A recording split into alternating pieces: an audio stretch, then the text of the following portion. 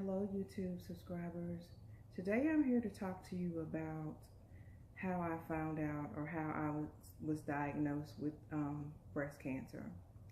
The day started off just like any other day. There was nothing outside of the ordinary other than a pain under my left arm, and I figured that I had sprained it or I had lifted something too heavy and I just didn't remember, or maybe I slept on it wrong, and I just kind of shook it off and didn't think anything else about it.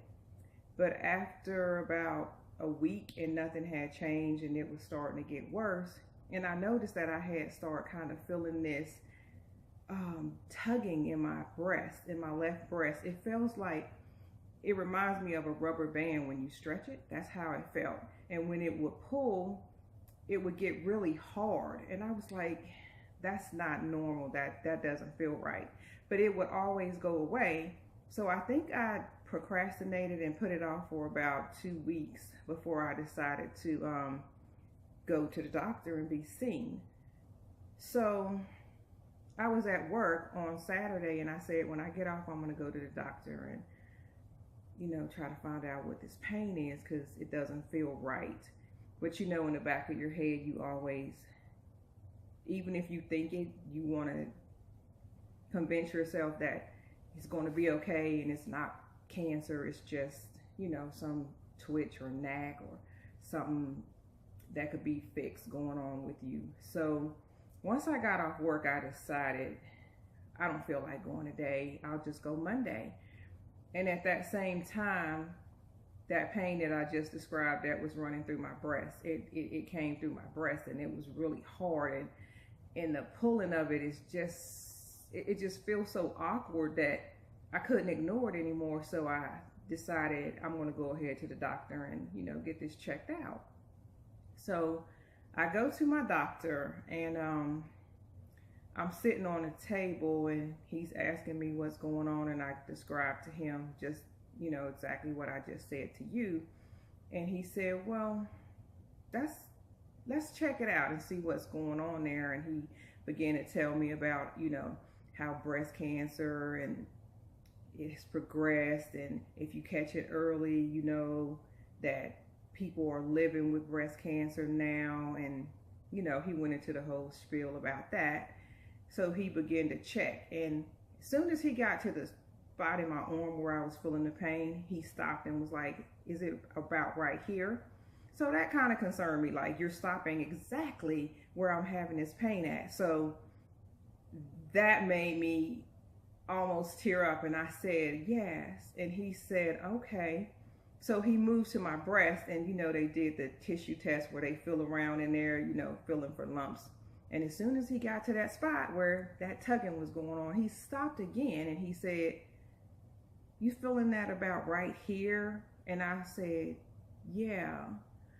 So he began to tell a nurse, nodule in left arm, nodule in left breast. So immediately,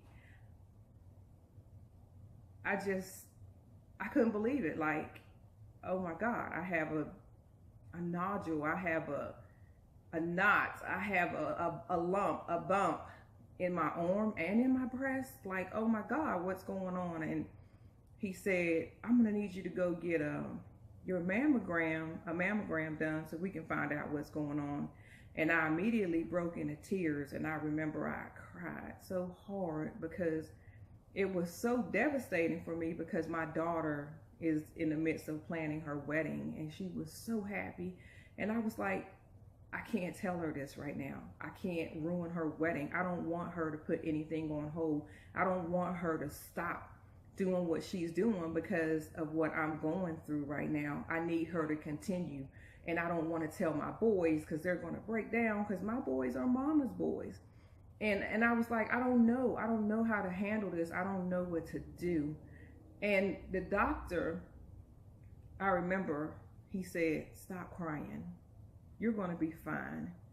And he began to pray for me right there, right in that room, right at that moment. He prayed for me. And I'm not saying he said a little, like the Lord's Prayer that you say at dinner. God is grace, God is good, let us thank him for our food. Not that type of prayer. I mean, he prayed for me.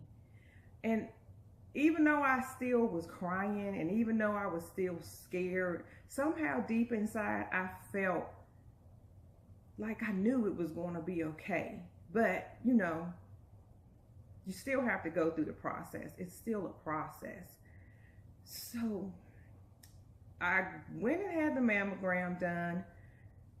And when they finished, you know, you wait outside, and they came and said, we want to do an ultrasound. And I'm like, this is just getting worse.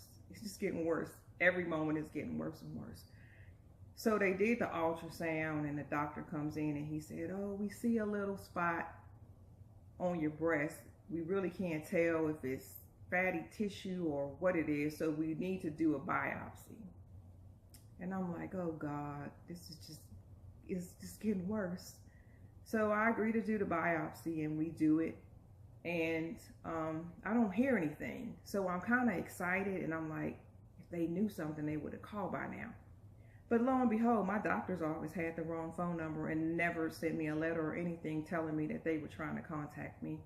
So finally, I called a doctor, and I'm like, what's going on? I still haven't heard anything. They update my phone number, and then I get the call.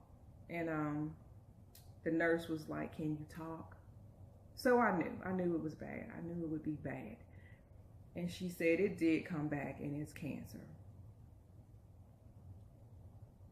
I couldn't breathe. I couldn't think. I couldn't move. And all I could remember saying is, God, no. And she said, but it's not. It hasn't progressed.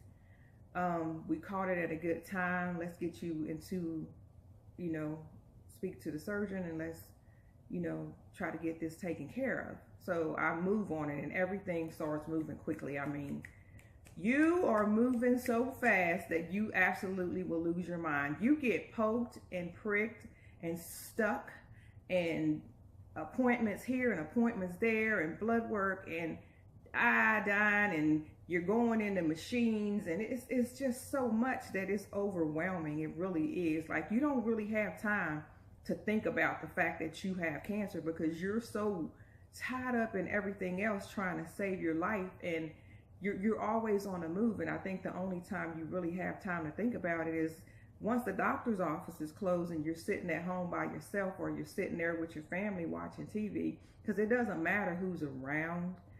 It's so devastating that that's all you do is think about it. You think about dying. You think about, what are your kids going to do without you? Your sisters, your brother, your husband, you know, how people are going to keep going on without you. You have those thoughts, and it's not an easy thing to go through, but you get through it. That's the good part about it, that you get through it. You do. So I met with my surgeon, and I found out that of all the cancers, I would be the one to get the triple negative, which meant chemo no matter what. And I'm like, God. And she was like, yeah, you're stage 2. Looks like it's in your lymph nodes, and you know, you're going to have 6 months of chemo and 6 months of radiation. And I just lost it. I think that's the worst. I cried so hard. I wouldn't let my family come back and hear the news. I just took it in by myself. I needed to do that by myself. So she did the surgery, and I was supposed to get this drain. And I mean, people that have breast cancer are familiar with the dreaded drain that you leave with. But I woke up and I didn't feel anything, and I'm like, that drain must be really small and light. And when I opened my eyes, my niece is there, and the doctor's there, and the nurse is there, and the doctor said, it wasn't as bad as we thought it was. It didn't move into your lymph nodes. It hadn't spread. It was just there under some fatty tissue. So you don't even have to get a drain. You're stage 1, and all the tests came back clear. She said, you're not out of the woods until we get it back and find out, from the lab that it's clear. So a week later, I went back to my doctor and found out that they didn't remove enough tissue. So I had to go back into surgery. So I had to go through that anticipation all over again. That was I going to get an all clear again, or was I going to get that they found something when they removed deeper into the tissue, and that the one lymph node that they checked, was that going to come back as cancer?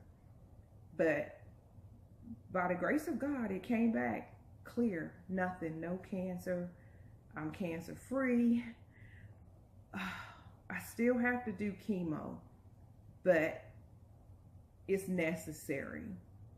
I could have turned it down because I'm cancer free, but I have so many reasons to live. I have so much more living to do. I have so many more things to do. I'm only 51 years old, so I have a lot of living and a lot of doing and a lot of things to do with my kids, and my daughter ain't had a baby yet, so I need her to give me that first grandbaby. You know what I'm saying? That I need to live for. That I got to live for. That one, she's my heart. That's my only daughter, and she doesn't have any kids, and she's getting married in April. So chemo was not an option for me. It was a necessity because I need to be here for my grandkids. I have grandkids here now that I adore and I love. I have nieces that I love. I adore them. They adore me. It would be just cruel for me to leave them, I mean, they love me that much. It would be absolutely cruel for me to do it. So I'm not going to be long-winded. I'm going to stop right here, and I will continue to share things with you about my journey. If you have any questions, just list them below. If you like my videos, continue to watch them, subscribe, and keeping, going with me through this journey, because it's not over for me, because I've only had my first chemo and my second one will be on Monday, and I will make another video for you. So I leave you with this. It could always be worse, and this too shall pass.